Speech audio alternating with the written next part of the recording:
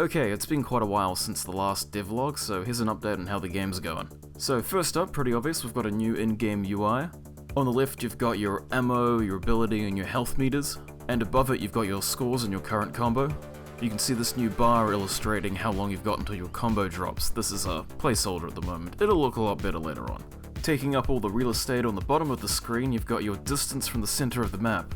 You can move up to 5,000 units from the center of the map until you go into the outer bounds area.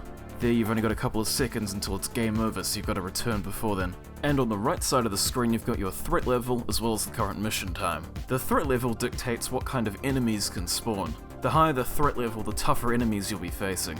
The amount of enemies spawning as well will increase. The mission time is pretty self-explanatory. It's how long your current run has been going on for. We've also got a nice new pause menu as well.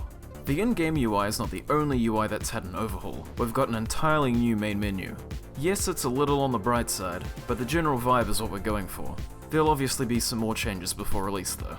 The loadout UI unfortunately has not had any changes to it since last time. However, the ship's actual statistics are now displaying, so all the information we do want to show is there.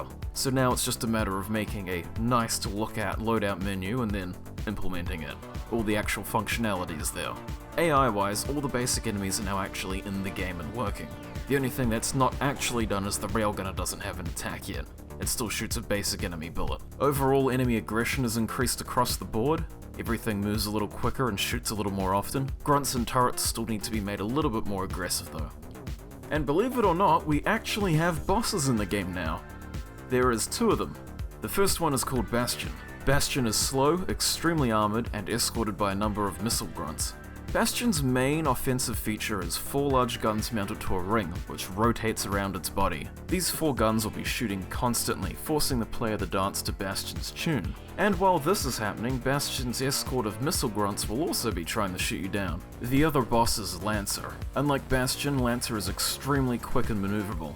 However, they can't take as many shots as Bastion. Lancer's attack pattern will mostly be charging straight at the player while spamming projectiles in their direction. Once they've passed the player, they'll drift around and come in for another charge. Lancer has 2 types of attacks. If they don't have line of sight on the player, they'll emit a burst of homing missiles. If they do, they'll fire a burst from their main gun.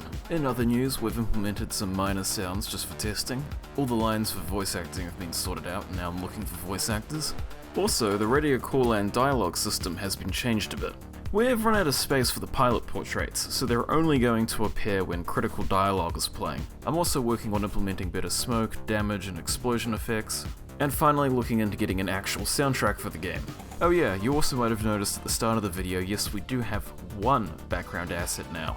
The space station is still in the blockout stage, but that, the planet, and some other background assets are also currently being worked on. The grid currently there probably isn't going to stay. An additional note right at the end here, yes, I know the readability of the game is really bad right now. The actual game background is not going to stay grey, we're going to have an actual space background, and yes, the white text on light blue background doesn't work, and the in-game UI is actually undergoing another overhaul so it's easier to see things at a glance.